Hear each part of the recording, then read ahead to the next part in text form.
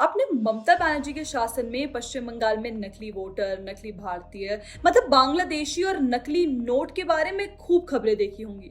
लेकिन इस बार जो नकल किया गया है उससे तो ठाकुर रामकृष्ण परमहंस जी और स्वामी विवेकानंद को मानने वाले बंगाली समाज शॉक्ड है। इस बार खुद ममता दीदी ने रामकृष्ण शारदा मिशन का नकली सन्यासी प्रस्तुत कर दिया है। तो हुआ यह है कि 6 मार्च को ममता बनर्जी के एसआईआर विरोधी धरने में दीदी ने एक सन्यासी को इंट्रोड्यूस करवाकर कहा कि इस व्यक्ति का नाम एसआईआर में काट दिया गया है, जबकि ये एक मठ के सन्यासी हैं। सोकोट सन्यासी ने क्लेम किया कि 14 साल से वो रामकृष्ण शारदा मिशन के मिनाखा शाखा के अध्यक्ष है और 2002 की एसआईआर लिस्ट में भी इनका नाम था, फिर भी इस बार उनका नाम काट दिया गया है। ये खबर बहुत शॉकिंग थी क्योंकि रामकृष्ण मिशन और रामकृष्ण शारदा मिशन के जो सन्यासी महाराज होते हैं वो राजनीति से बहुत दूर रहते हैं, इतना दूर कि उन्हें कोई स्टैंड ना लेना पड़े, इसलिए वो वोट भी नहीं करते। इसलिए पहले ही सभी को शक हुआ था। हालांकि टीएमसी ने बार बार इस मुद्दे को बढ़ावा दिया और सोकोट सन्यासी के राजनीतिक भाषण को प्रमोट किया।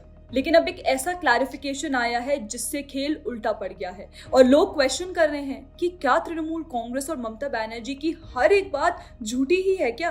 क्योंकि रामकृष्ण मिशन ने न्यूज़पेपर में एडवर्टाइजमेंट देकर यह स्पष्ट किया है कि ममता बनर्जी ने जिस व्यक्ति को इंडोर्स किया है वो रामकृष्ण शारदा मिशन से जुड़ा हुआ नहीं है और इनफैक्ट जिस मिनाखा ब्रांच के वो प्रेसिडेंट होने की बात कर रहे हैं वो मिनाखा ब्रांच तो असल में एग्जिस्ट ही नहीं करता है।